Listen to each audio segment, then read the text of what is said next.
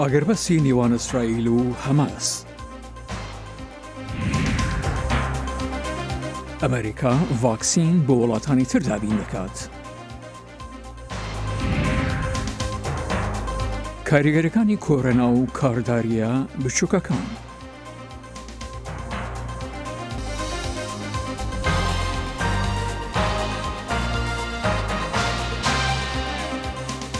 تەماشاچی لە خۆشەویستی دەمەتان خۆش لە واشنگتن دیسیەوە خۆشاتنەوە ڕای بەڕنامەی کورکونەکشن هەینی 21 مانگە 5 ساڵە 2021 درود من جانێ دیلان و هاوکارم ساڵاتی میجار پێشکەشتان کەیم ئومیدواریم دەمیگی خۆش وەلمان بوونە سەر. سلااو ورێز پشتی 11 ڕۆژێن شەرێکی گران دناوەرا ئیسرائیلێ و حەماسێدا هەردوو ئالی بە ناوجیانتیا مصرê gihîştin agerbestekê û şahiyên mezin lê kolanên Kerta Xeza hatin darxistin. Filistînî şevaborî di keşûhaweke festîvalî de heta destê sibê li ser cedeyan bûn û wan agerbest wekû serkeftineke bi riya berxwedana dijî İsraîlê wasif kir. Li aliyê İsraîlê du nerîn derketin pêş. Hinekan bi xêratina agerbestê kir, lê hinekên din agerbest red kir û got pêwîst bû İsraîl şer berdewam bike heta ku Hemas bi temamî hilweşe. Tevî agerbestê jî Hemasê got ew hîn amade ye û daxwaz ji İsraîlê kir ku tunûtijiyê li Xezayê rawestîne. Amarên herî dawî diyar dikin ku 232 Filistînî û 12 İsraîlî di encama êrişên ezmaniyên İsraîlê û avêtina roketên Hemasê de hatin kuştin. کۆمیتەی خاچی سووری نێونەتەوەیی دەڵێت خەڵک لە هەردوو غەزە و ئیسرائیل بەپەلە پێویستیان بە پشوو لە دوژمنایەتی بەردەوامیان هەیە. هاوکارمان دەخیلی شەمۆ دەڕوانێت تا ئازارەکانی هاوڵاتیانی سڤیل لە دوو هەفتەی ڕابردوودا. دوه van xaniman gaziya xwe digihand her kesekî xwedî wijdan da ku dîwarên herriftî vekolin eger yek hêşta sax dibin dema be. Îro li wir tenehiye û wan tirs ji ketina mûşekan nemaye, agirbestê dest pê kiriye. Heta ku layanên şer mebestên xwe yên destpêkirina vî şerî cêbicê kirin, sivîlan têra xwe derdeserî dît. Leşkerê İsraîlê û komala Hemas neyarên dirêj demin û bi heman şêwe jî sivîlên ji desthilatdariya wan qurbaniyên tevaya şerên dehan salên herdu aliya bûne. احنا انا منطقه فيش فيها ولا اي شيء. ام لبر دري دجين چن موشك جبر نهاتنا اويت. شبه دي جمرا گوتن بيجي والا بكن و پشت ام جي دركتن همو طاق هاتن ويران كرن. مالا من و دكانا من جي حرفينه.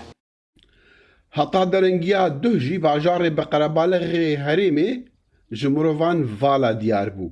Hemas ya ku bi rêxistiyek terorîstî tê naskirin ji aliyê Amerîka û çend welatên Rojavayî bajar birêve dibe û jêrxana abûriya bajar wêran e. İsraîl digot Hemas xwe li pişt wan sivîlan vedşêre û mûşekan dihêveja sivîlên İsraîlê. Piraniya caran leşkerê İsraîlê armancên pêşwext diyar dikirin heta ku sivîl jê derkevin.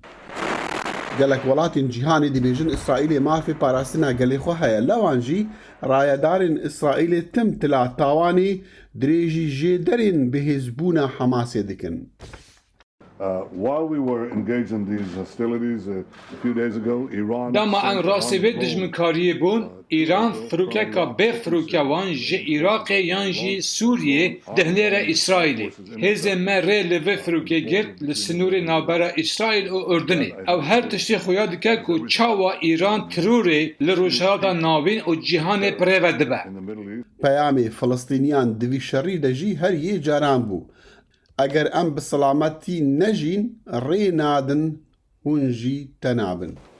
إن إسرائيل لا يمكن لها أن İsraîl nikare dagirkirin û tawanên xwe bi dabînkirina bê beramberiya evlehiya xwe re pirêve bibe. Derdê sivîlan ne bi tinê girêdayî heq û neheqiya İsraîl û Hemasa yan wekû hemû caran her aliyek iddiaa serketinê ji xwe re bike belkû ew derdeserî girêdayî bêşiyana netewînê girtiya û civaka nêv neteweyî ku ev pêtir e ji heftê salan nikarin yek helwêz dibin li hember vî şerê ku dibe sedemê çendîn nakokiyên rojhilata navîn. Di peyamê ragihandina Agiribestê de Serokê Emerîkî Joe Biden soza alîkariya avadankarina wêraniyê da bi mercekî Hamas nikare bi wan alîkariyan xwe bihêz bike. Berî ragihandina Agiribestê navbera İsraîlê û Filistîniyan de Demokratên Kongresê Amerîkî banga rawestana şer kiribûn û qanûndanerên komarî kiryarên Hamasê şermezar kirin. Ew dibêjin ti wekheviya moralî di navbera her du aliyan de nîne. Raporta Peyamnêra Dengê Amerîka li Kongresê Catherine Jepson ronî dide ser helwesta demokrat û komariyan di vê derbarê de. Berdewamiya tundutijiyê di navbera İsraîlê û Filistîniyan de bû sedema xwepêşandanan li pêş Balyozxaneya İsraîlê li Washingtona paytext. Cihê ku vî şerî qanûndanerên Amerîkî dabeş kirine ji dema destpêkirina kiryarên dijminahî ve 11 rojan berî. Hamas rokêtan davêje İsraîlê wekû bersiva ku milîtan dibêjin binpêkirinên İsraîlên mafên mirovan in û İsraîl jî bi êrişên ezmanî li Xezayê bersivê dide. İsraîlî şaş bûn ku dane du valakirin û akincigehan weke alaveke bi mebest ya ji navbirina dewleta Siberrojê ya Falistînyan. Van siyasetan rengê alîkariya Netanyahu kiribe ku ew û hevbendên xwe li ser desalatê bimînin. Lê wan hestên bêhêviyetiyê li nav Falistînyan û Siberroja wan gur kirin. Serkirdeyetiya Falistîniyan jî şaş bûn ku berdewam bûn di gotara dijî İsraîlê û dijî Samiyan de weke bingeha mayîna wan li ser desalatê.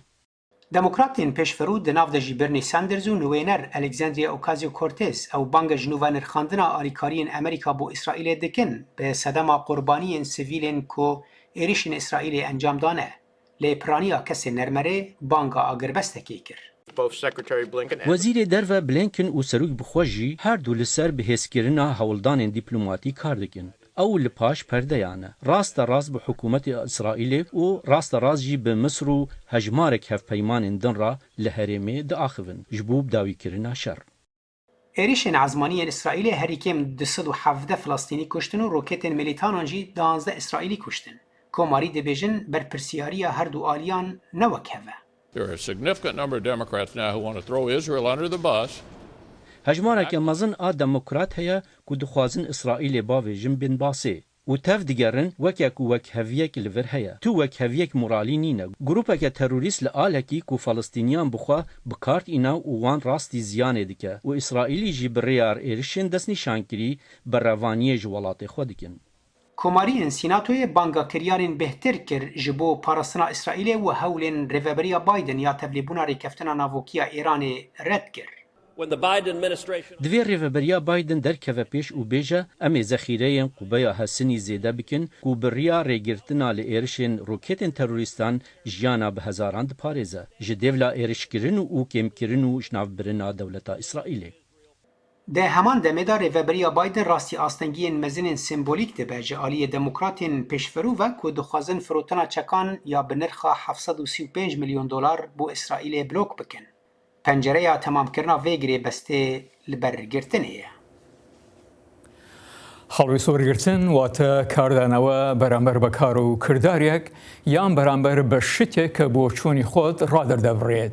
Şerê İsraîl û Falastînîkan ke paş 11 roj gehişta agiribestiyek û êstaka Kongresa Amerîkaş lebarê ew dabeşa و شر کرد و اولاتانی بسیارند دابش کراون سالهای لارادایا و کوباز ذکری زوری تاکو لاین کردیکان لکاتک دا دنگی خویان برانبر با ناروایی کلشونی کتری امجان دردبرن بلام برانبر با ناروایی پیشیلانی که برانبر و ملتک خوی دکری بیدنگا و حلویستیان لباری کیسی اسرائیل و فلسطینی کان به همان شویه. بۆ تێشخستنە سەر ئەم بابەتە نووسەر و ڕۆژەماوان ئیمادەلی ڕاستەخۆ لە هەرێمی کوردستانەوە لە ڕێگای ئسکایپەوە لەگەڵماندایە. کاگەمات خۆشاتن بۆ بەڕامی کورد کۆنەکشن مرۆڤ چۆن دەڕوانیتە هەر کەیسێک جا کێشەی کورد فەڵەستینیەکان یا هەر کەیسێکی تر بێت لە ڕوانگەی هاوسوزی و ڕەواییەوە ڕەوایی کەیسەکە یان لە ڕق و کێنەوە. سڵاو ئێوە دیارە جیاوازی هەڵوێست لە نێوان ناوچەیەک بۆ ناوچەیەکی تر بە پێی پشتخانی فکری و فەلسەفی ئینسانەوە لەگەڵ هەر کەیسێکا بێ چ ئەو حکومڕانیانە فەرمانڕەوایانە یان چەند شەخص وەکو فەرد دیارە لێرە ئێمە کە لەم ڕۆژهەڵاتی ناوەڕاست دەژین هەڵوێستەکان دووفاقیانەی ئەوەنەی تێدایە کە شەو ڕۆژێک 180 دەرەجەی فەرق بە تایبەتی لە ناوچەکەی ئێمەیە کە داگیرگەرانی کوردستان چۆن مامەڵە لەگەڵ نەتەوەگانی تریان کەمە نەتەوەیەکان دەکەن و چۆن مووقفیان هەڵوێست دەرەبرن بەرامبەر بە کێشەیەک یان کەیسێکی گەورەی وەکو شەڕی نێوان ئیسرائیل و فەڵەستین. دیارە ئەمەش لەسەر ئەساسی پەیوەندیەکانی ئیسرائیل و وڵاتانی دەوروبەرە ئینجا بەپێی ئایدۆلۆژیەت و سیاست ئینجا ئیعلامیش کە شتێک دەردەبڕێت جیاوازی زۆرە لەوەی کە بەنیهێنی و لەژێرەوە لەگەڵ ئیسرائیلیان فەڵەستینە ئەو حکومدارانەیان فەرمانڕەوایانە مامەڵاکەن. لەسەر بەڵێ شروعبەکارێکی کورد دەنووسێت سەیرە وڵاتەکەی داگیر کرابێت مەبەستی بمارەکانی تورکیەیە و بوونی 41 بنکەی سەربازی لە هەرێمی کوردستان و هەروەها لە ناوبردننی نزیکەی 50 گوند دەڵێ لە کەچی شین و واوەیلا بۆ خەڵکی تر بگیێڕێت. ئیوە چی دەڵێن؟ بەڵێ ئەوەش لەسەر ئەساسی کۆمەڵێک بڵێن پشتخانی فکری و ئایدۆلۆژی و خەڵکانێکەوە دەبڕن. بەڵام ماگەت سەیری بەوردی سەیری مێژووی شەڕی سوپای ئیسرائیل و عەرەب بکەین کە بۆ ماوەیەکی زۆر هەندێک جار کە شتی ئەو تۆی تێ نەکەوە بڵێن شەڕەکە شەڕی سپی بووە، بەڵام فەرمانڕەوایانی ئەم ناوچەیە بە شێوەیەک دەریان بڕیوە کە گوایە خەتاگە لە بڵێن سوپای ئیسرائیل، بەڵام لە ناخاگەت بە وردی تێ لێ کۆڵینەوە سەیرەکەین کە شەڕەکە هەموو مافەکانی لەبەر چاو کردووە، شەڕێکی سپیە مەرجەکانی شەڕی لەبەر چاو کردووە. جا لەبەرەوە من ئاتوانم بڵێم لەو هەڵوێستەی کە بەرامبەر بە ئیسرائیل دەرەبڕێ ئەمانە لەسەر ئەساسی چۆنیەتی مامەڵەکردنیان لەگەڵ ناوخۆی خۆیان جیاواز و دووفاقیە لەوەی کە مامەڵەکەن لەگەڵ کەیسەکانی تر و پرسەکانی تر کە لە ناوچەکەیان ڕوەیە. دابینیکەوە بە تایبەتی لە تورکیا و لە ئێران و بە ماوەیەکی پێش ڕاپەڕینی کوردستانیش ئەو مووقفانەی لەلایەن وڵاتانەوە یان لەلایەن ئەم فەرمانڕەوانەی کە ئەم ناوچەیە بەڕێوەبان بە شێوەیەک بووە کە خۆیان بە خۆیان لە قمەی تعدی و دەست درێژیکردنە سەر هەموو مافێکی شەخصی و مرۆڤایەتی بە تایبەتی نەتەوەی کورد بووە، بەڵام کەچی مووقفیان بەرامبەر بە ئیسرائیل ئەوە دەربڕیوە کە بە عەکسی مووقفیان بۆ بەرامبەر تەنانەت گەلی خۆشیان. بەس کاگای ماچ هەڵویستی ئەو کەسانەی لە هەرێمی کوردستان تا چەند پەیوەندی بە ئاسی وشیاری خەڵکەکەەوە هەیەوەیە خۆ چاواشەکاری میدیەکان کەەوە خەڵکە بەو شوێ بیر دەکەنەوە؟ بەڵێ ئەو دوو خاڵی سەرەکیە. یەکەم شت هۆشیاری ئەو خەڵکانە، دووەم شت کە وەکو حیزبایەتی دایسا کە بڵێن ئەوانەی کە مووقف دەرەبڕن وەکو سەرکردە بە پشتخانی حیزبی ئایدۆلۆژی خۆیانەوە مووقف دەردەبڕن لە پێناو کۆمەڵێک ئامانج کە هیچ پەیوەندیەکی بە هەڵوێستەوە نییە بەرامبەر بە فەڵەستین، بەرامبەر بە ئیسرائیل. جا ئەو دووشە ئەو هۆکارە و فاکتەرە سەرەکیانە یەکەم شت پشتخانی فکری و عەقلی و ئایدۆلۆژی خۆیان کە چۆن کچ لە بەرژەوەندیانە. دووەم دیارە لێرەشە ڕاگەیاندنی ئەم ناوانە چ ڕاگەنی سوشیال میدیا بێت، چ ڕاگەیاندنە حیزبەکان بێت کە حیزبیەکی صرفن کۆمەڵێ شت دەردەبڕن کە وەکو خۆی نییە، شتی حەقیقی بە حەقیقی وەکو خۆی ڕای ناگەیەنن، وەکوون خۆی نایگوازنەوە کە واکەن کە خەڵکەکەیش لە ڕووی سۆزداریەوە زۆر لایەنگری بە تایبەتی لەم شەڕانەی نێوان فەڵەستین و ئیسرائیل لایەنگری فەڵەستین بگرن بەبێ ئەوەی بزانن کە ئایا کامەیان لەسەر حەقن و کامەیان حەقی خۆیان و کامەیان شەڕی سپیەکەن و کامەیان ئەگەر بۆی بکرێت ئەگەر کیمیایی دەبێ بدا لەوەکەی تر. بەس لە کەیسی فەڵەستینیەکاندا چۆن دەڕوانە هەڵوێستی ئەردوگان و دەوڵەتی تورکیا کە دەڵێت سەرۆک بایدن دەستی بە خوێنەوەی بۆ پشتگیری لە ئیسرائیل و هەروەها پشتگیری ئیران لە حەماس کە هەردوو ئەم ڕێبەرانە خۆیان بە ڕزگارکەری فەڵەستینیەکان دەبێنین لە کاتێکدا لە وڵاتانی خۆیاندا گەلی کوردیان لە هەموو مافێک بێبەش کردووە. دیارە من پێشترش وتم ئەمان ئەو مووقفە دەردەبڕن مووقفێکی دووفاخانەیە، نەوەکەوەی کە بڵێ ئەمان مووقفی مرۆڤانە دەردەبڕن. نێوان تورکیا و ئێرانیش جیاوازیەکی گەورە هەیە. ئەگەر مووقفی ئێران پاڵپشتیکردنی حەماس بێت لە پێناو ئەوەی کە بیفرۆشێتەوە ئەو هەڵوێستەی بۆ بەیانی کە لە بڵێن مووقعێکی بەهێزەوە بێ لە دانوستانەکانی لەگەڵ وڵاتانە بۆ بنکە ئەتۆمێگانی، بەڵام تورکیا لەسەر ئەساسی کۆمەڵێک چاواشەکاری فکری و سیاسی خۆی کە ئەگەر تاریخی علاقاتی تورکیا لەگەڵ ئیسرائیل بین لەسەرەوە مووقفێکی هەبووە هەمیشە لە ژێرەوە هەوڵی داوە نزیک بێتەوە لە ئیسرائیل بۆ کۆمەڵێ تەنازولاتی گەورە و فکری و مەبدەئیشیاوە بەعکسەوەی ئەو ڕاگەیاندن و ئەو مووقفانەی کە لە ئەعلامە دەریا بڕن. بەس چۆن دەڕوانە هەڵوێستی لایەنە ئاینیەکان بەتایبەت مەلاکان لەبارەی کێشەی فەڵەستینیەکان و کێشەی کوردەوە؟ ئەوان وازانن کە ئێستا مووقفیاوا دەرەبڕن لە پشتخانێکی ئیسلامیەوە بەو شتە تاریخیان فەلسەفەی کە هەمیشە ئیسلام هەوڵەیەکە یەهود نێڵێتەوە جێگری یەهود بێ ئەمانش بەو شێوەیە کە جەماوەری خۆیان بەوە کۆکەنەوە چاواشەکاری لە ڕووی دینیشەوەکەن کە بە شێوەیەکی مرۆڤانە هەڵوێ سوەر ناگنکە بزانن دیان شی بکەنەوە بۆ خەڵکی خۆیان بۆ جەماوەری کوردستان بۆ جەماوەری ناوچەکەکە ئەو شەڕەی کە دەکرێت کامیان مافی مرۆڤی لەبەر چاو کردووە کامیان شەڕی سپیەکە کامیان لەسەر حەقە ئەگەر تو سەیری مێژووی هەردوو گەلی فەڵەستین و گەلی ئیسرائیل ئەگەر لە ڕووی مێژووی ئەگەر نەڕۆین زۆر بۆکۆن هەر کەس و بە وردی بچێتە ناو مێژووە زانێ حەقی کێیە کە لەو ناوچانە فەرمانڕەوا بێ یان حەقی کێ ئێستا لە فەڵەستینە یان لە ئیسرائیل فەرمانڕەوایی ئەو گەلانە بکە و ئینجا تو سەیری بە تایبەتی سەیری حکومڕانی ئەو وڵاتانە بکە کە هەڵوێستی ئاوا دەربن سەیری حکومڕانی ناوخۆی ئەم حیزبانە بکە حیزب ئیسلامیان کە ئەو موقفە دەربن هەمیشە لەسەر دوو مەبەستووە یەکەم بۆ دەنگ دووەم بۆ جەماوەر کۆکردنەوە. نووسەر و ڕۆژەمەنووس ئێمادعەلی زۆر زۆر سپاس. سپاس بۆ ئێوەش. نوێترین هەواڵ و زانیاری خێرایی و متمانە لە فەیسبووکی دەنگی ئەمریکا. پشتی کۆ ئەمریکا پێویستین ڤاکسینکردنێ لەسەر ئاستا خۆجیهی بە ئەوایەکی بەرفرە پێکانین ڕێڤەبەریە سەرۆک بایدن هەولێن خۆ پێش دخەژ بۆ ڤاکسینکردنا جیهانێژی گەلۆ بەرسەفدانە ئەمریکایە جیهانی ژێ پاندەمیە کۆرۆنایرا وێ چاوا بە و جیاوازیە وێژ یا رووسیا و چینێ وێ چ بە ئەڤ راپۆرت بەرسەوا پرسیاری دەدە. 125 میلیۆن ئەمریکایی کە لە 138 دانیشتوانی ئەمریکایە لە ئیستادا هەردوو ڤاکسێنی کۆرۆنایان وەرگرتووە 138 میلیۆنیش کە لە 148 دانیشتوانە بەلانی کەمەوە ڤاکسەنێکی وەرگرتووە هەروەها منداڵانی تەمەن 12 بۆ 15 ساڵیش ڤاکسێنە دەکرێن هەر بۆیەش لە ئیستادا ئەمریکا سەرنجی خستووەتە سەر یارمەتیدان بۆ ڤاکسێنەکردنی خەڵک لە هەموو جیهاندا. ئێمە ڤاکسینەکانمان بەکار ناهێنین بۆ ڕاکێشانی چاکی وڵاتانی تر. سەرەتای ئەم هەفتەیە جۆ بایدن ڕایگەیان کە بڕی 20 میلیۆن ڤاکسێنی زیادی ئەسترازێنەکان هەیە و بەگشتی 80 میلیۆن ڤاکسێن دەدرێتە کۆڤاکس کە مەکانیزمێکی ڕێکخراوی نەتەوە یەکگرتووەکانە بۆ ڤاکسێنەکردنی ئەو وڵاتانەی داهاتیان کەمە.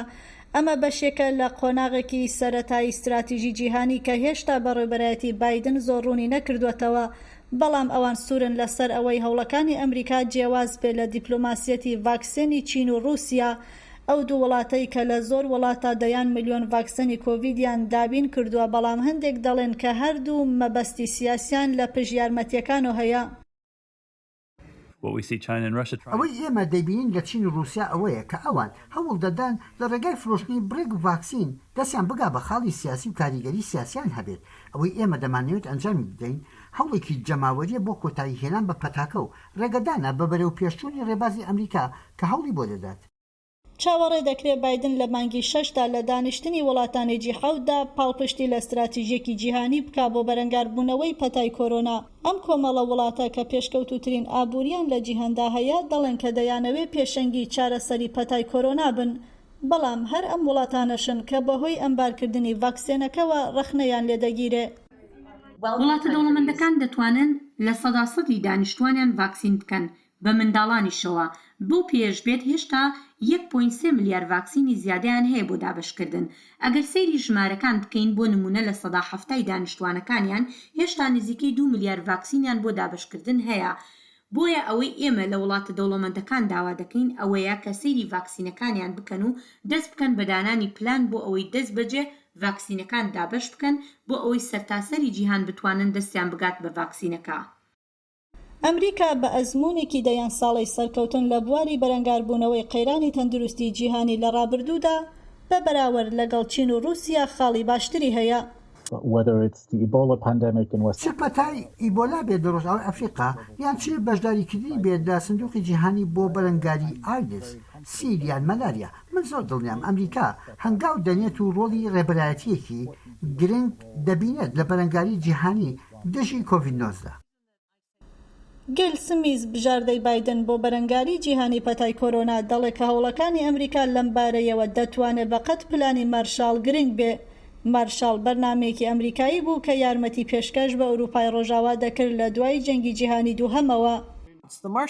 پلانی مارشال بەڕاستی دەربارەی سەرچاوەکان بوو، هەروەها دەربارەی سیاسەتەکان و بازار و ئەو چالاکیانە بوو کە بۆ بەرەنگاری کاریگەریە ئابوووریەکانی جەنگی جیهانی دووهەم دانرابوون. بە هەمان شێوە لە ئێستاشدا ئەو جۆرە کاریگەریانە بەدی دەکەین کە پەتاکە خوڵقاندوونی. پێم وایە شایانی ئەوەی هەیە کە بە ئازایەتیە بیری لێ بکەینەوە. جیان لە بەخشینی ڤاکسین ئەمریکا 4 میلیارد دلار یارمەتی کۆڤاکسی داوە و هەروەها پشتگیری خۆشی بۆ لابردنی مافی داهێنانی ڤاکسینەکە لە ڕێکخراوی بازرگانی جیهانی ڕاگەیاندووە. دەرزی کوتان لە دژی کۆڤید-19 لە وڵاتە یەکگرتووەکان هەروە بەردەوامە هەروەک لەم ڕاپۆرتەدا دەبینین کە یەکێک لە هاوکارانمان سەردانی دوو ڕستورانی بچووکی کوردی کردووە و نیشان دەدات ڤایرۆسی کۆرۆنا لە ڕۆی ئابووریەوە کاریگەری زۆری لەسەر کاروبار و کاردارە بچووکەکاندایە هەروەک چێشتخانە بچووکەکان. گەڵ بەردەوامی ڤاکسینکردنی زۆرێک لە خەڵکی ئەمریکا ژیانیش بەرەو ئاسایی بوونەوە دەچێت. خواردنی ژەمێک لە چێشتخانەیەک کە ماوەیەکی زۆرە ڤایرۆسێک هاموشۆی خەڵکی دیاری کردبوو. لەم چێشتخانەیە نانی گەرم و ژەمێ خواردن ڕەنگە لەزەت بەخش بێت. بەخوا ئیشمان هەر باشە و خەڵکیش بەڕاستی خەڵک لەم وڵاتە زۆر بەڕەحم بۆ وجدانە من خەڵک هاتووە سەیری کردووە سەیری مەرحەمەکەی کردو گریاوە بۆمان یعنی تیپێکی باشی داناو. لەم چێشتخانە و بازارگەیەش کارەکەیان بەردەوامە. ڤایرۆسەکە کاریگەریشی هەبوو بێ هێشتا کارداریەکەیان لە برەودایە. کۆرۆنا دەست پێ کرد کۆڤید-19 بەڕاستی خەڵکە زۆر دەترسیا و مشکلە هەبوو ناتواری بێ ناو ڕێستۆرۆنە و ئیشێمەش زۆر دابەزی بوو. دەتوانین بڵێن ئێستا وەڵایی ئەلحەمدولێ ئیشێمە دەتوانین بڵێ وەک بەرێ گەڕاوە یان وەک بەرێ نە بەس دەزانم ئیش زۆر چاکردبوو و ئیشەڵە وەک بەرێ دەگەڕێتەوە. لەم کەبابخانەیە هێشتا داواکردنی خواردنی ئۆنلاین زیاترن بەڵام دروستبوونەوەی جموجۆڵی خەڵک بۆ ناخواردن ڕەنگە ئەمە هیوایەک بێت بۆ گەڕانەوە و سەر لە نوێ ئاپۆڕابوونی چێشتخانەکان. حەزەکان دانیشن پێیان سەیفە چونکە زۆربەی ئەمریکا ڤاکسینەکان لەخوانداوە لەگەڵ منیش ڤاکسینەکەم ڤاکسینیت کراوم ئیتر ئێستا خەڵک پێیان خۆشە ئێستا دانیشن لە ناومەد ئەما بۆ خۆیان لەگەڵ عالەتی خۆیان بێنە ناوە دانیشن و ئۆردەر بکەن ئێستا جموجۆڵی زیاتر لە چاوجارانەوە.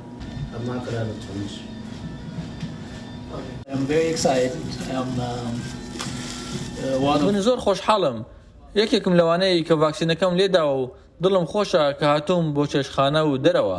تام و لەزەتی ئەم شاورمانە کەم کەس توانیوێتی لە سەردەمی پەتاکەشدا پشتی تێ بکات هەرچەندە هێشتا خەڵک بە سەرفەری خواردن دەبنەوە. چەندگوێمە نەبەست بتعامە نانی پێژین گۆشتێ فرێشتینین خواردن شەرە فرێشە لێرە بەربێکێ عالەمە تێرە هەموو شت خۆت بەدن شتە حازر بەت جیازیە لێرە هێریان چێت بدن عالەمێ دیانە دەستکەوتنەوە پشتی ڤاکسین دەرکەماندی. جموجۆڵ و ئاسایی بوونەوەی ژیان دەشێ بەردەوامی بکێشێ کە هێشتا مرۆڤایەتی لەگەڵ پەتایەکدا لە زۆر ئەمبازیدایە. یەحیا بەرزنجی دەنگی ئەمریکا ویلایەتی ڤێرجینیا. ڕێخستنە خواردن و چاندریە یان نەتەوەی یەکگرتی ساڵا 2017دا ڕۆژە 20 مەهاگوڵانێ وەکو ڕۆژە جیهانیە پاراستنا مێشێن هەنگیڤ ڕاگەهاند بوو ji bo ku balê bişîne ser xwedîkirina mêşên hingîv û parastina wan. Di vê bûneyê de li navçeya Korobaşa ya bajarê Wanê pêşbirkeke pêşkêşkirina hingivê xwaristiyê Wanê hat darxistin. Pemnêrê dengê Amerîka li Wanê agahiyên bêhtir hene. Rêxistina xwarin û çandinê ya netewiyên yekbûyî ji 2017 vir ve ji bo ku bal bikişîne ser kêmbûna mêşên hingivîn 20 gulanê wek roja mêşên hingivînên cîhanê ragihandiye. Bi mebesta vê rojê yekbûyiya mêşvanên Wanê li taxa Qurûbaşa bajarokê Artemî tê pêşbirka dolkirina hingivîn pêkanîn da ku hingivê xwezayiyê xweş yê Wanê bidin naskirin. Nêzî 20 ciwanên mêşvan ji bo destpêkirina pêşbirkê li serê girê Qurûbaşê berhev bûn. Piştî ku qotika hingiv jor da hat dolkirin, ciwanan jî dest bi bazê kirin û hewl dan ku qotika hingivî bigirin. Di dema bazê da hin kes ketin lê dîsa jî dest ji pêşbirkê neberdan û hewl dan ku ser bikirin. Di dawiya pêşbirkê da ciwanê bi navê Nêçîrvan Mamedî serkeft û wek xelat nîvzêrek dest xist. Îro roja cîhanê ya hingivînê leyza me hebû. Zikê bîst liba bûn. Me xwe berdem dû re hatin dû qotikê re. Kefne pê me girt ez bûme yekemîn. Ez gelek kêfxweşim. Gelek spas dikim Xelîl abê. Serokê Yekbûyiya Mêşvanên Wanê Xelîl Tandoğan behsê taybetmendiya hingivê Wanê kir û got ku ew dixwazin bi van çalakiyan hingivê Wanê bidin naskirin. Hûn zanin hingivînê Wanê da em bêjin hingivê yekemîn e. Yani ji vê hingivînê çêtir hingivîn çî ne bo çi çînîna zozanî me bilind in, cihê me bilind e. Yani ez ê bêjim niha havîn hemû deran xilas bûye lê taze bihar dest pê diket. Aha wê şeklê hingivînê me rûmet û qîmet e yani. Tandoğan got ku ew dixwazin çalekîn bi vê şeklê her sal bidin berdewam kirin. Me çavlên vê her sal berdewam bikim. Her sal vê mehêvê rojê em berdewam bikin. Hingivînê Wanê çawan îro millet dûra baz da. Millet dûra revî ço ci bigirî. Çawan mêş eşq û evînî çite çiçek û zozanan çolûçiya digerîtin. Me jî divêt hingivînê Wanê wî şeklî bête heskirin lê bête gêhriyan. Yani me divêt hingivînê Wanê Tirkiyeyê de, Dunyayê de, Avrupayê de bête zanîn, bête naskirin. Millet jî dûra bazîtin. Here Wanê bi jingeha xwe ya xweşik, nav û denge û bi saya kulîlkên cûr be cûr hingivê baş derdikeve. Ji ber vê yekê hingivê Wanê bi tahma xwe ya xweş, taştiya Wanê ya nav û deng jî dixemêlîne. Mêşvanên Wanê bi van çalakiyan dixwazin herkes ji vê tahma xweşik ya hingivê vî bajarî agahdar bin. Arif Aslan, Dengê Amerîka, Wan. به وی راپورته کرد کنکشن ایرو به داوی هات تا جارکه دن سلاوین هفکار من حیدر کریم و فرهاد فلاحی لکنترول و برهمینانی و ین جانی دیلانو من صالح تیمی جرجفرش استودیو جبوا بینرین هیجا هر شاد و بختور بن